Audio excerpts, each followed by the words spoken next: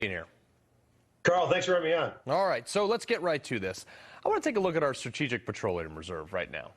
We've been drawing that down for quite some time. We can put it, well, we have it right up there. And it just looks like a lawn dart because we've been drawing down prior to the midterms, trying to keep gas prices low enough so Democrats don't get completely destroyed in the next election. What do you make of this?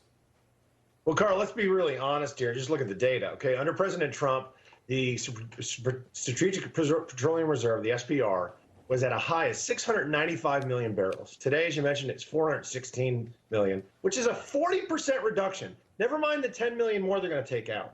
And that was designed in 1975 for an act of God, national emergency, or time of war, not for a midterm that you're about to lose. And that's what he's doing. We have to call it for what it is. And I filed legislation to ensure that it would take literally an act of Congress to ever tap into the SPR. Well, President Trump was actually criticized for replenishing it at 20 bucks a barrel, and now we're going to be paying 120, you think?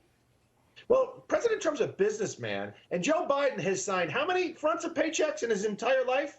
How old is he? About 164 years old? Never. Take zero.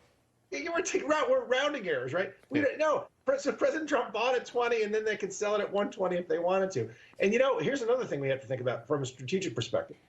China has almost 1 billion barrels of oil in their reserve, and they have their economy is not even as large as ours. So this is for a rainy day, kind of literally, not for Joe Biden and the Democrats to use as a political tool. Yeah. So after the election, okay, you have we've been drawing this down for 40%. 40% now gone. After the midterms, they have to eventually refill that thing. What is that going to do to prices if they haven't started production here? And then on top of that, they need to start refilling this thing. Right. Well, the Democrats think that money falls from the sky anyway. They don't care. But we have to review and look at the facts again, because as conservatives, what we do is look at facts and data. The first day in office, he canceled the Keystone XL pipeline. First week, he put a freeze on all exploration on federal lands and waters. In fact, today, we are using less acre feet of federal lands and waters than we have since World War II. So he needs to, he rejects these Trump-era policies and then has to re-implement them when things get so bad. So he's got to stop the regulatory assault on the American energy sector, because that's the solution. It ain't Venezuela. Yeah, well, that's the problem. And we're also producing oil at a quarter of the carbon footprint per barrel that Venezuela is, because their stuff is so antiquated and they don't have any EPA standards. They just dump stuff wherever they feel like it. I want to talk about North Korea real quick. These dudes floated another missile across Japan. That's a big deal, and it kind of like washed under the rug because everything else is lighting on fire. Yeah, and I read a report where like 5 million Japanese were seeking shelter because they didn't know if that warhead had nefarious intent.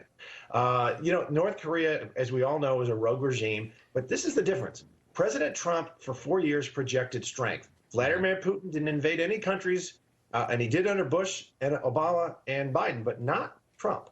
Right. And North Korea knew, because he made it very clear to them that a reign of fury would descend upon them if they got aggressive with their neighbors. So they didn't. So there is a major difference. Yeah, that is actually the key thing, is like how feeble they believe our leader is, because he won't do anything. And that was the thing with Trump. Everybody said he's going to get us into World War III, and then he didn't. And now Joe Biden is talking about Armageddon. Real quick, sir. They said that about Reagan, too, if you remember, Carl, because any president that projects strength and happens to be a Republican is going to start World War III. And in fact, they're the ones that prevent it. And the Soviet Union fell because of Reagan. And, and Putin and others were kept in check because of Trump. Yeah. Congressman Pat Fallon, always a pleasure, sir. We appreciate being here. Carl, God bless you. All right, folks, don't go anywhere. We're going to be right back.